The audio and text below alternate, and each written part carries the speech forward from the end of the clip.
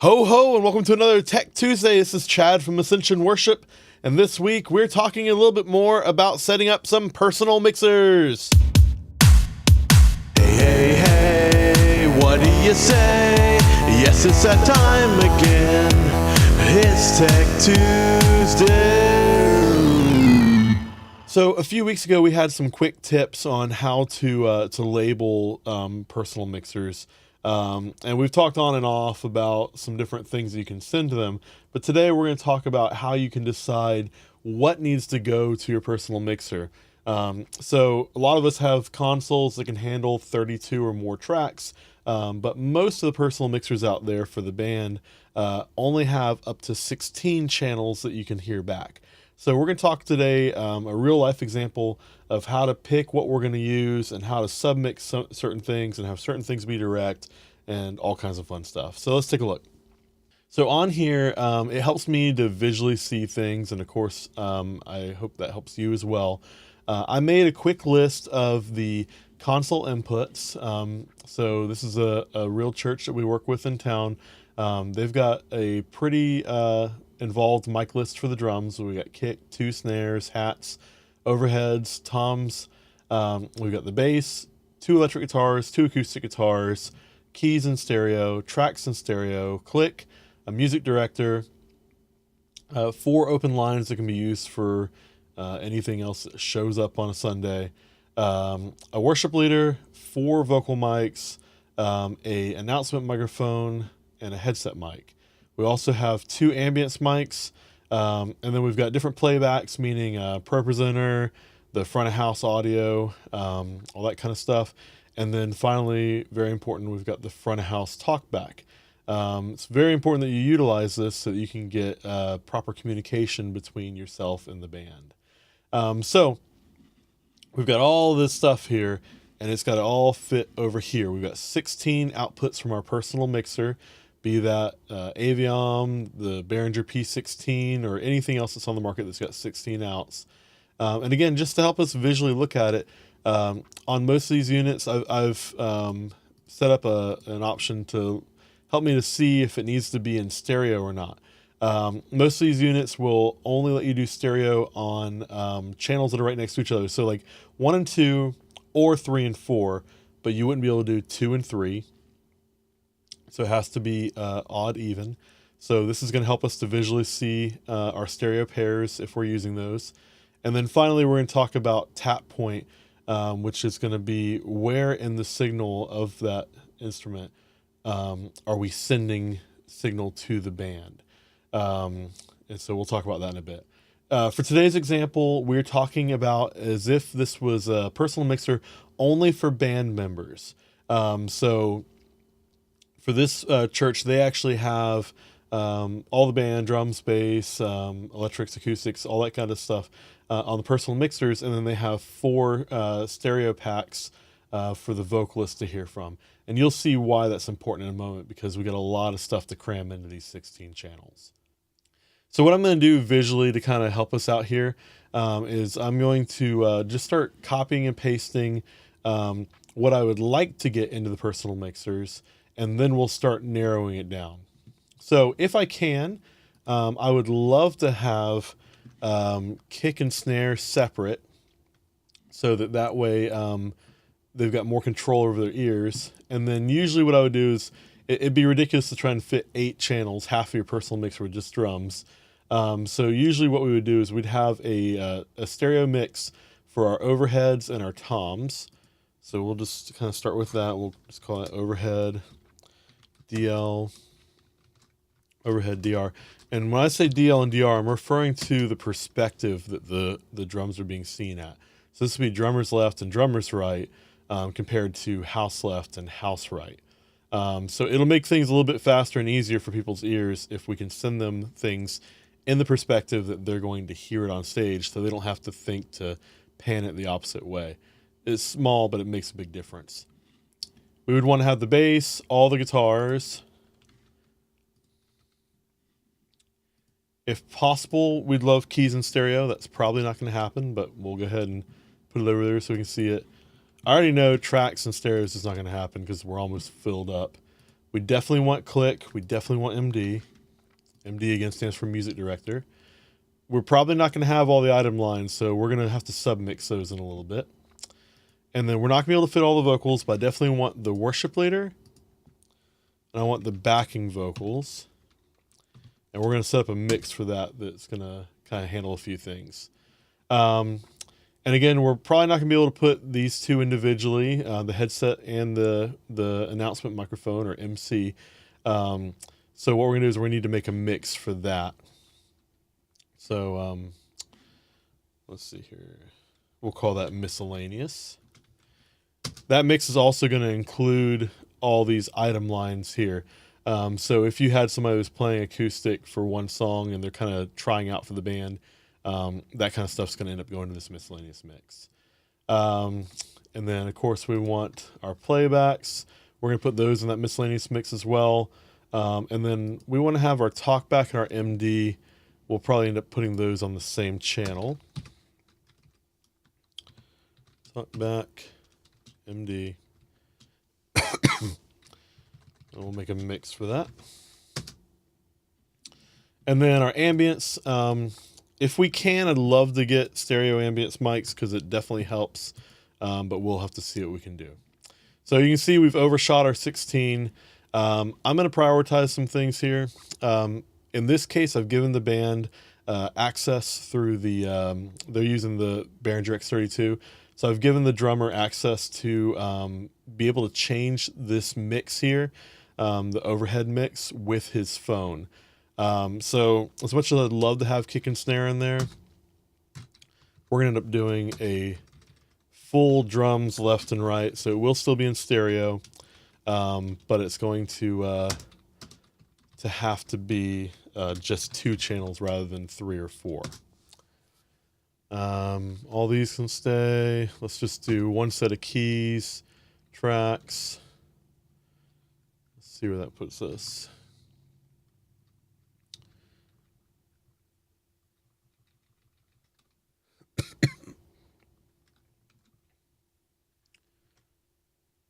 Okay, that works. Let's put them in order that's going to be musically helpful for the band.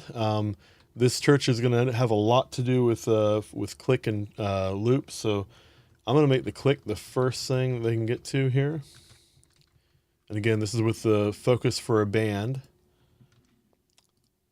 I would normally put drums next because those two usually go together, but as you can see, I can't do that. The drums need to be in either 3 and 4 or 1 and 2, and I do want click to be first. So we're going to put the drums right here.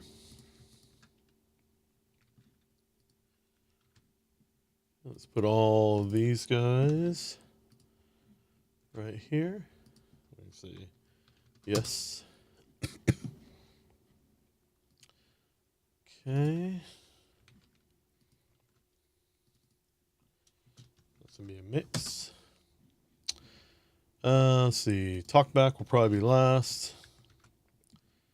And then again, we've got a stereo pair issue here, so we'll put those there. Yes. And then our miscellaneous mix. Cool. The cool thing with this setup is it's fairly flexible if we need to change things around later. For example, if the church finds out that they're not usually using 2 acoustics, it'd be pretty easy to change this one to be keys left and this one to be keys right and link them so you can have keys in stereo.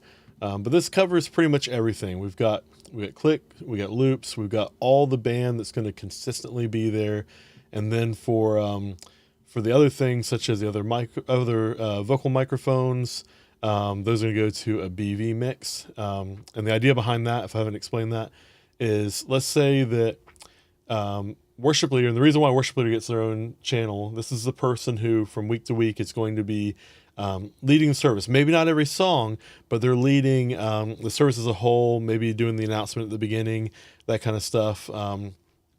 Usually the band's going to want to hear them all the time, but let's say that vocalist 3 is leading one of the songs, and he or she needs to be up in the band's ears for that song, but the band doesn't really want to hear that person all the rest of the time because it's just a lot of extra noise in their ears. So this is going to be a post-fade mix, and what that means is that as front of house turns that person up for their solo or the song that they're leading, they will get louder in the band's ears. So the band has control over that entire mix, which is getting all the backing vocals, but whoever is leading will be up top. And then front of house will turn that up and down. And the idea being that if it sounds good in the house, it's going to sound good in their ears, but they still have some control. All right, and then of course you got your ambience mics. This is really important. I've mentioned it before. One, for the health and safety of your team, you really want to keep both ears in all the time. But when you do that, it puts you in like the bubble where it just sounds really closed off and unnatural. This is going to give them the ability to sound like they're in the room, but at a safe volume and still being able to hear click and all that good stuff. And also too, it can often cause a little bit of natural reverb for the drums. And then you're going to hear the crowd as they respond. So you're not in that bubble. You're a part of the crowd. It's really, really useful. And then again, we got the miscellaneous mix that's going to cover all these other things. So if one day there's a cello on here, that's going to go to that mix. And that's going to be, it's not the best scenario, but right now we're going to make that post fade, which will mean that, again, as the cello gets used more, it'll be turned up and it'll become louder in people's ears. And the band can turn that entire mix up and down. That'll also include things like the playback instruments and the headset and MC mics. So for those important transitions, again, the band can't be fooling around with their phones trying to turn the pastor up. As the pastor walks on stage and front of house turns that fader up, this entire mix will start to get more of the pastor. And so the band should be able to set it and forget it as long as front of house is doing their job. So let's take a quick look at the tap points.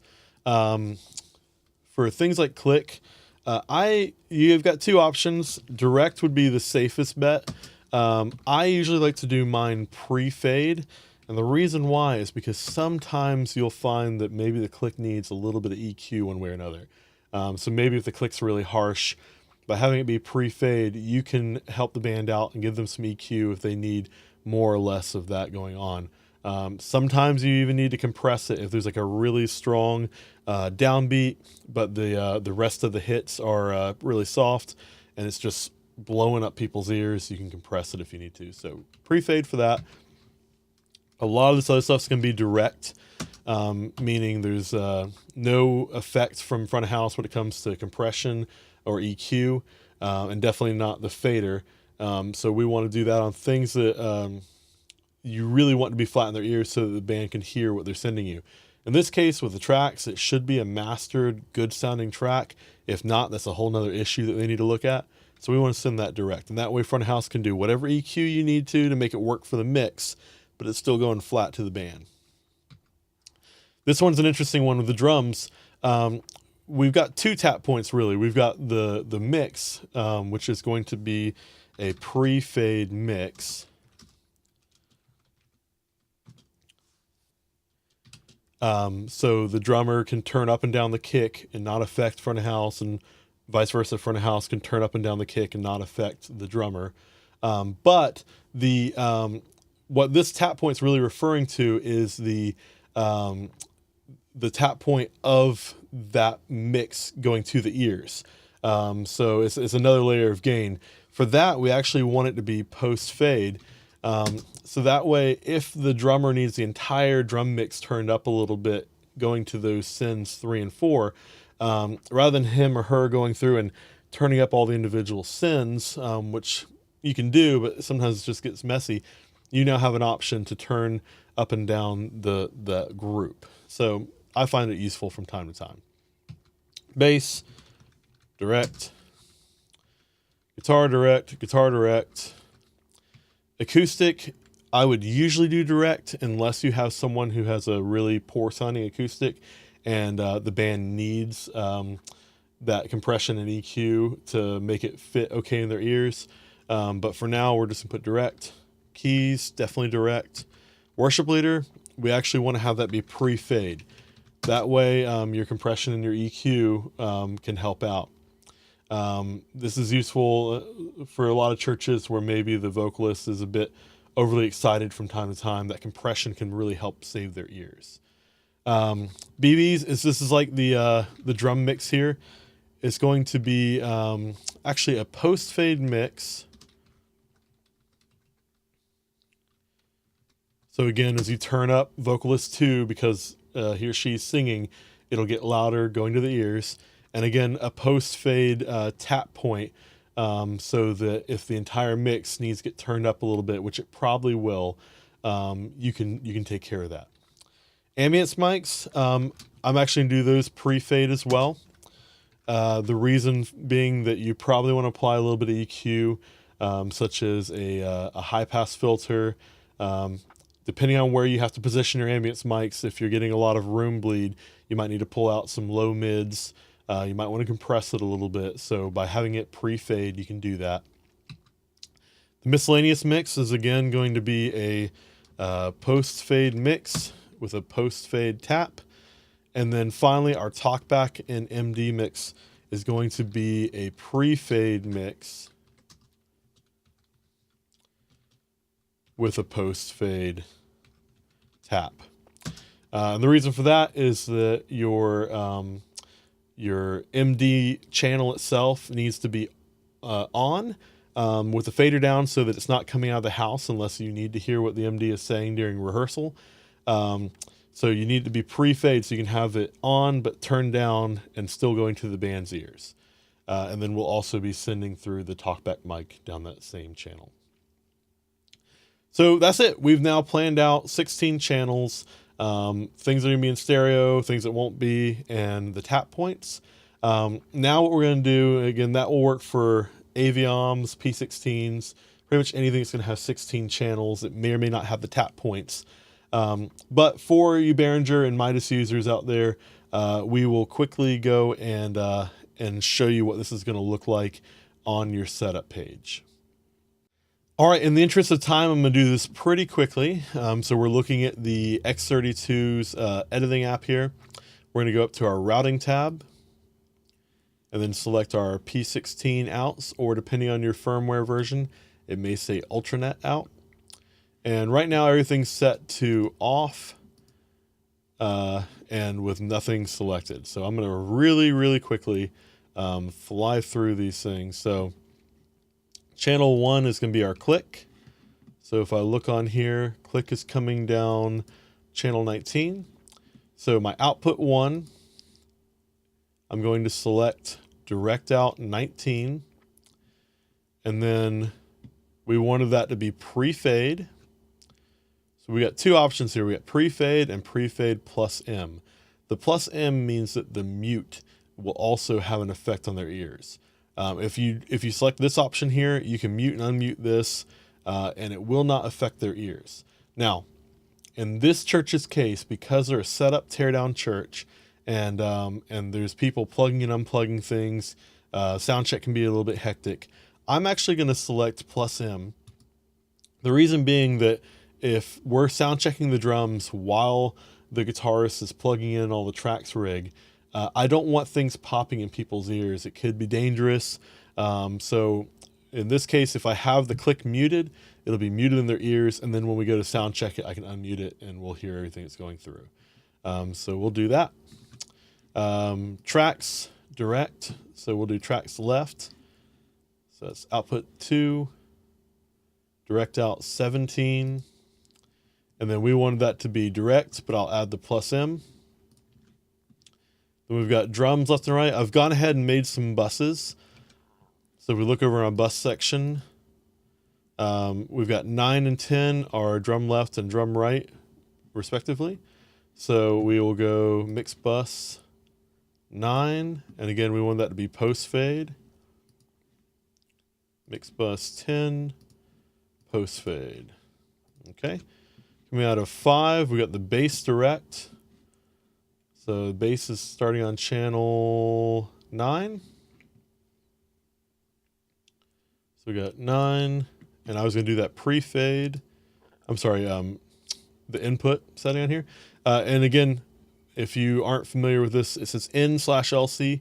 This is important to understand. It is the very start of your tap points, but the LC does mean low cut. So do be aware, especially with bass players, if you use the low cut function on here, be careful how much you use it, because that can very much affect their ears. But unfortunately, you can't tell it to be just an input. It has to have the N and the LC. So we got bass, guitar, which was channel 10, direct, guitar, direct, acoustic, direct, acoustic, direct. And I'm doing this really fast, but as I'm going, I'm looking down here and seeing the channel numbers. And you can see on here as well that you are getting a confirmation as to what it is that you've got coming out that output. So that's very nice. 10 is keys left, direct. So that's channel 15. Direct. Then we got worship leader, which is channel 26. And again, we want that to be pre-fade with the mute. Okay, then we got the BVs mix. Again, you can see I made a mix over here. If you can't read that, it says EBVs. That helps me to realize as a mix engineer that that E is saying for the ears. So that's the mix for the ears. So that's mix bus 11. And I think we said post fade for that. Okay, great. Ambience left and right, pre-fade. I've got those actually moved onto AUXes 7 and 8, so they're not taking up my my real estate for things I use a lot. So AUX 7, pre-fade plus mute. AUX 8, pre-fade plus mute. All right, almost done. Miscellaneous mix. This one's gonna be interesting. If you notice on here, I am tapped out. I've got the vocals have stereo ears. So we've used up our first 8 buses here. I've got the ability to use, I'm using 3 effect sends, but I wanted to have a 4th just in case. And then we've got our drums left and right for the ears. We've got our BV mix. We've got our talkback mix we're going to talk about in a second. So I'm out of mixes at this point, except there is one. If you go to our matrix section here, your M/C, your mono or center mix, which is usually used for if you're going to do a subs auxiliary, which I've mentioned in previous videos. I've actually, for this church, I've decided I'm not going to use a subs mix. So you can see over here, I've got a crossover setup going on here, which is a question for another time as to why I think I prefer that now. So this is great because this is a mix that can only be post fade, which is why I've reserved it for our miscellaneous mix. So we can use this for things other than subs. In this case, we're going to send our miscellaneous items to that. Unfortunately, on this version of the editing app, it's not going to show up correctly, but I can show you on here real quick. So things like the auxiliary cable, if I click on that, go to my home tab and main, you can see I have turned it on, and it's currently, all the things that are going to that mix are set to 0.0. So there's nothing being attenuated or boosted except for how much the fader is up or down. So they're getting the same signal as what front of house is getting. So let's go ahead and set that. That's our MC cluster, or MC mix, excuse me. So what am I doing? Go back to our routing tab, and then MC post fade. Finally, talkback. Again, I've got a mix already made for that. It's mix bus 12. Oops. And again, we want that to be pre-fade with our, we want that to be post-fade. So that way you can turn it up and down if they need the entire mix to be louder. If you look at that mix, sends on fader. You can see just the MD is going to it. And then I am sending the talkback mic to it as well. If you go to your monitor section, you can see I'm sending the talkback to all the vocals left and right, and then mix 12. So when I would talk in the talkback, it would show up on this, and it's mixing with the MD microphone. So that's pretty useful. I hope this has been helpful for you. I hope it saves you some time and effort and makes it easy. Once you're all done with this, especially if you're using the Behringer P16, go back and watch the video we did a few weeks ago. I made a free online template that you can download if you want to make labels that will fit well on there. Really easy. You can print them out, cut them up, and then take a piece of Scotch tape and stick them on, and they fit just right. But yeah, I hope this has been helpful for you. Like always, please like, subscribe, and share. If you have any questions or comments, you can leave them below in the comment section on our YouTube page. And until next week, have a great day. Again, this is Chad from Ascension Worship. I hope this has been helpful for you and your team. Come back here every Tuesday for new information.